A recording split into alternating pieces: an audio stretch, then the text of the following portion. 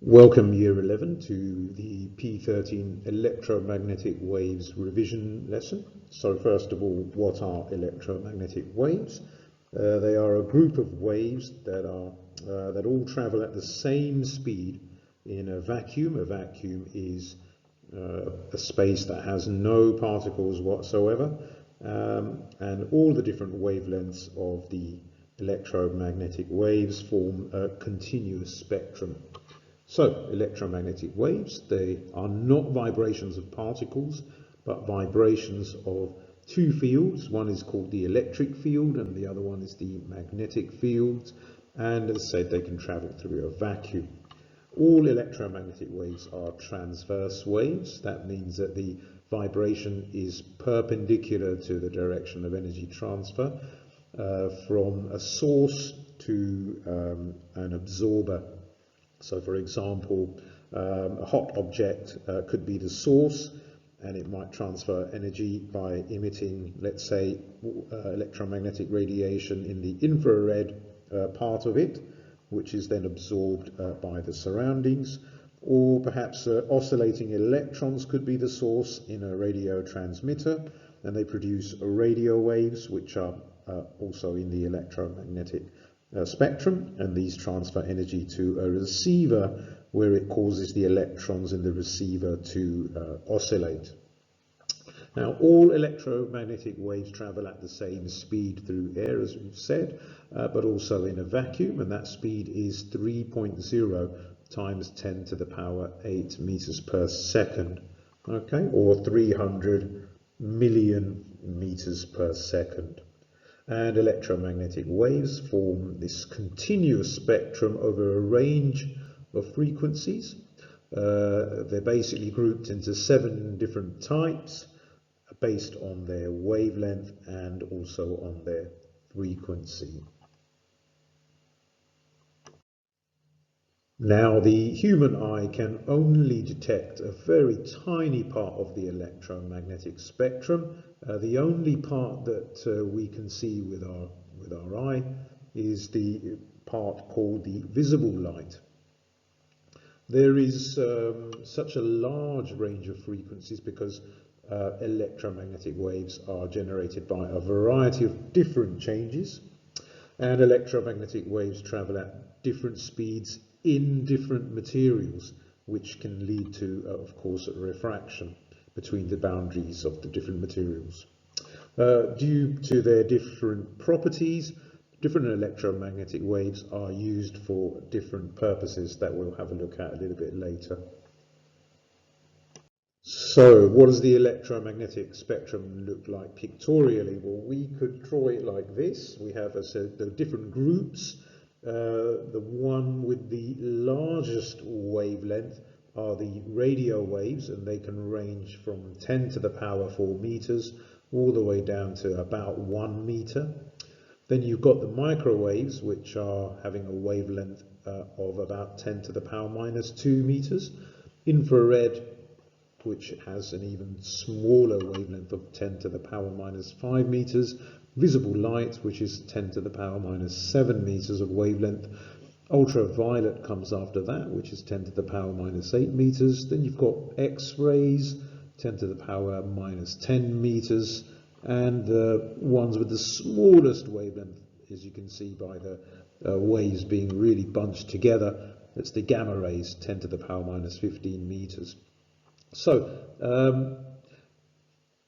if we travel from radio waves to gamma rays, the frequency of the waves are increasing, and also the energy increases as well. So gamma rays are have the highest frequency of all the waves in the electromagnetic spectrum, and also have the highest energy as well. So high energy waves are gamma rays.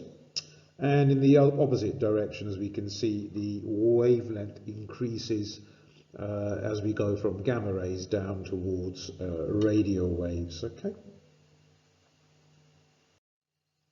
So you need to know about the uses of the different waves that make up the electromagnetic spectrum. The first to look at are radio waves, and within radio waves you have quite a large a range of wavelengths. So we're looking at wavelengths that are certainly close to 1 meter and all the way up to about 10 kilometers. Okay, but they can be as small as 10 centimeters as well. Now the first one here, you've got the diagram on the left, are the long wave radio waves. These are having wavelengths of about 1 to 10 kilometers, and they can be transmitted from London and received halfway around the world, let's say somewhere like Singapore. And that's because long wavelengths diffract, which means they bend around the curved surface of the Earth. Now, long wave radio wavelengths can also diffract around hills and into tunnels and all sorts of other stuff as well. So this makes it possible for radio signals to be received even if the receiver isn't in line of the sight of the actual transmitter as well. Okay, then we look to the shortwave radio signals. It's wavelengths of about 10 meters to 100 meters, and these can, just like long wave radio waves, they can be received at significantly long distances from the transmitter. That's because they are reflected from a place called the ionosphere, which is basically an electrically charged layer in the Earth's upper atmosphere. Okay, and then you've got very short radio waves, and you can basically have something like Bluetooth, which uses a very short wave radio waves to send data over short distances between devices without the use of any wires. For example, wireless headsets. You can use your phone with a wireless headset while you're driving a car. Okay. There are also medium wave signals, well, the shorter ones, that can also reflect from the ionosphere depending on atmospheric conditions and also the time of day. Now, the radio waves that are used for TV and FM radio transmissions have very short wavelengths as well. To get a reception, you must be in direct sight of the transmitter.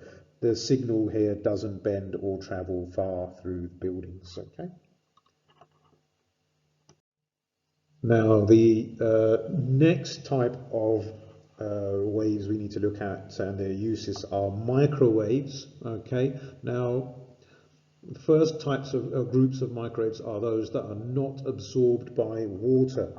So, communication to and from satellites, including satellite TV signals and satellite phones, they use microwaves. But as I say, you need to have a specific type or group of microwaves which can easily pass through the Earth's rather watery atmosphere. Okay, so for satellite TV, the signal from a transmitter is transmitted into space, where it picks up, or is picked up by the satellite receiver dish, which is orbiting thousands of kilometers above the Earth. The satellite then transmits the signal back to Earth in a different direction, where it's received by a satellite dish on the ground. There's a slight time delay between the signal being sent and received because of the long distance the signal has to travel. Okay. So these are the uses of microwaves that are not absorbed by water. So you see, each type of electromagnetic wave covers a spectrum of wavelengths and frequencies. So the properties of, say, microwave from one end of the range may differ from those of a microwave from the other end of the range. It's quite a broad range. So the other use for microwaves are, of course, microwave ovens. Okay.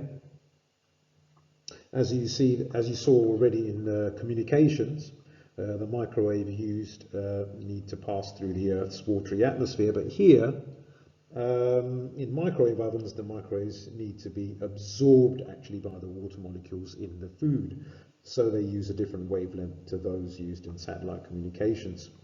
Now, the microwaves basically penetrate up to a few centimeters into the food before being absorbed and then transferring the energy they're carrying to the water molecules in the food, which causes the water in the food to heat up. The water molecules then transfer this energy to the rest of the molecules in the food by heating, which quickly cooks the food. Okay, and this transfer of energy happens by conduction and convection. So next we have infrared radiation, which is emitted from all objects that have thermal or heat energy, basically with the amount being emitted depending on the temperature of the object. So hotter objects emit more infrared radiation in general. Okay.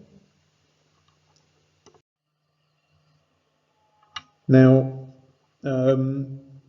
some of the uses of infrared radiation, well, the first one is infrared cameras. They help us to see in the dark, or they could be used to spot living organisms, or to basically monitor the temperature of different parts of the home.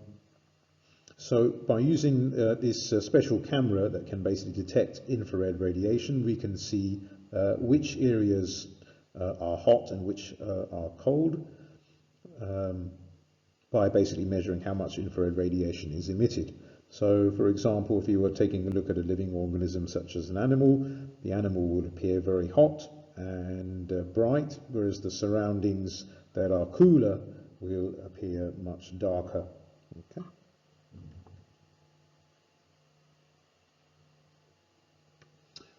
They also can be used for cooking as well.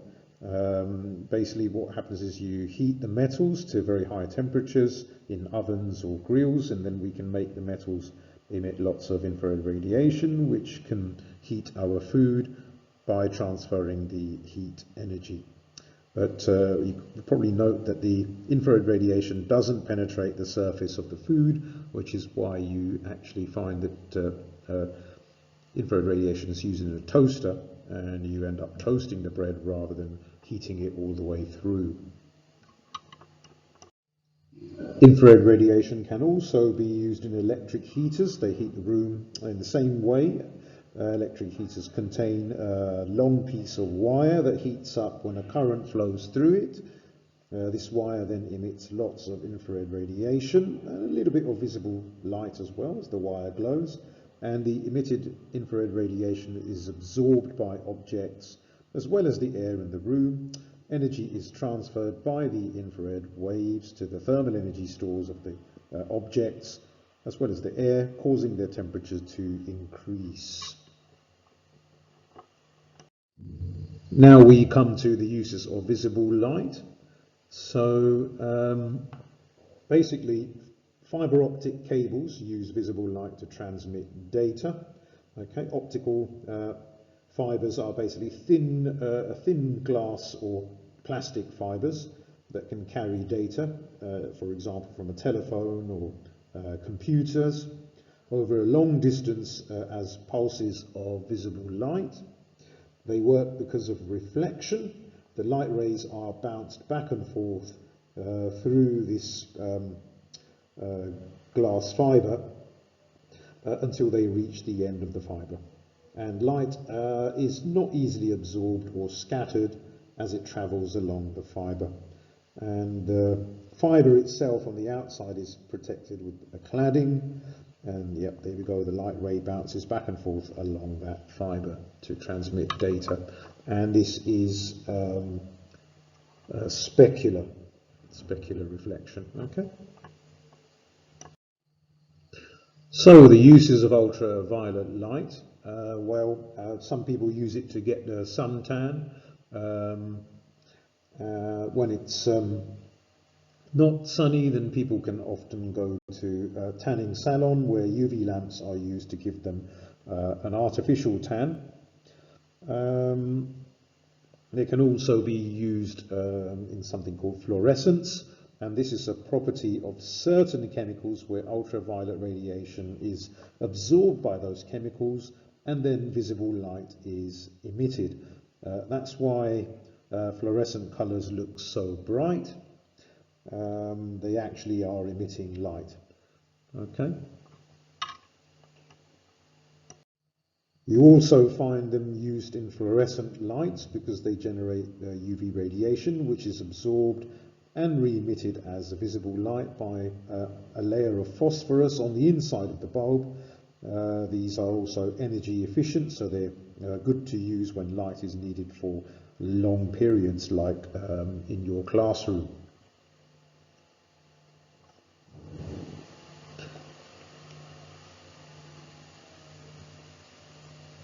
And a final use is sometimes as a security pen. It can be used to mark some property with your name, for example laptops, and when you look at this under the UV light, the ink will glow, but it's otherwise invisible if you're not looking at it under the UV light. This can help the police to identify property, for example, that's stolen, and this is also used for passports and banknotes as well.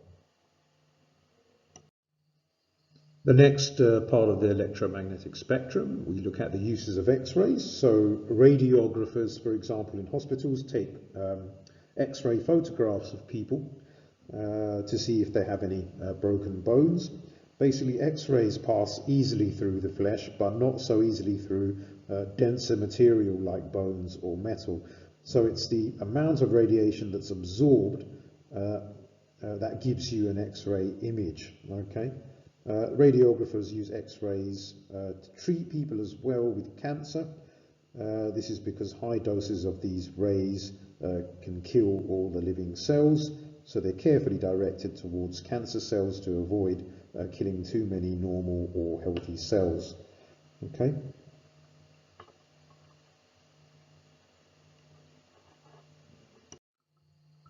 So when we're looking at X-rays on a negative image, basically the brighter bits that you can see in the picture there are where fewer X-rays get through, and the plate initially starts off as white. Okay, and the amount of X-ray radiation that a person receives is a very small amount, small dose, because if it's a large dose it can be quite harmful. Gamma rays are used in medical imaging, but they're also used for treating cancer, as we mentioned earlier, in a process called radiotherapy. Okay, they're also used in medical equipment sterilization because the gamma rays can kill microbes without causing any other damage. The same with food. They're sometimes treated to sterilize the food, to kill the microorganisms without damaging the food itself. So it doesn't alter the food in any way. In fact, it keeps it fresher for longer because the microorganisms have been killed, so they can't be involved in breaking down the food as quickly.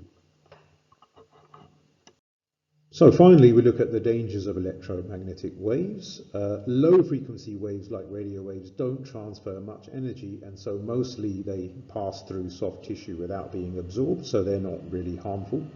High frequency waves like UV, X-rays and gamma rays all transfer lots of energy and can cause lots of damage. UV radiation damages surface cells, which can lead to things like sunburn, can cause your skin to age prematurely, so rather earlier in younger age. Some more serious effects could include damage to the eyes, sometimes in extreme cases blindness, and can increase the risk of skin cancer. X-rays and gamma rays are types of what we call ionizing radiation. They carry basically enough energy to knock electrons off of atoms, causing those atoms to become ions, and this can lead to gene mutation or the destruction of cells, and ultimately puts you at higher risk of getting cancer. Okay. Here are a few questions now for you to have a go at. So pause the video and have a go at those. How did you get on? Here are the answers to the first 4 questions. Please pause the video and see how you did.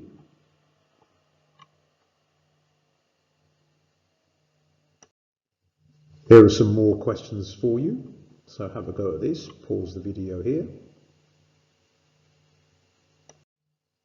Here are the answers to question number 5 to 8. How did you get on? Pause the video here and compare your answers. Here is a slightly more challenging question. Have a go at this one and pause the video as you try this question for yourself. Here's the final part of question number 9C. So again, pause the video here and have a go at this. And here are the answers to question number 9. How did you get on? Have a look and compare your answers to the model answers here for you.